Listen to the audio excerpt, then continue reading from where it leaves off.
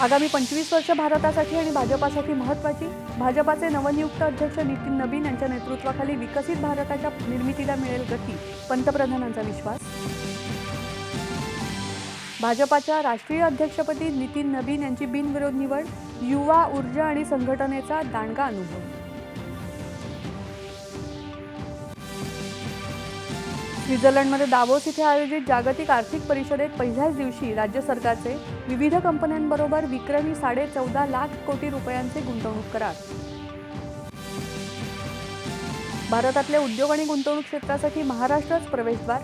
राज्यात उद्योग वाढीसह मोठ्या प्रमाणात रोजगार निर्मितीला चालना, मुख्यमंत्र्यांनी व्यक्त केला विश्वास.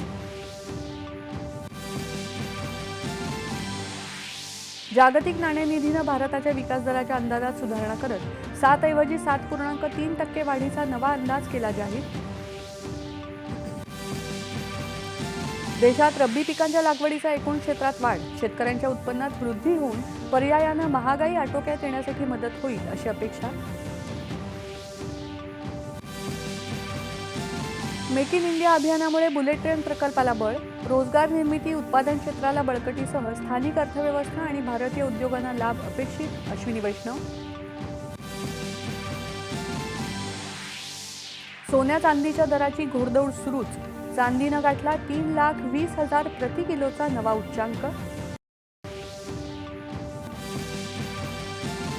आणि खेलो इंडिया हिवाळी क्रीडा स्पर्धा 2026ला आजपासून लडाखमधल्या लेह इथे सुरुवात.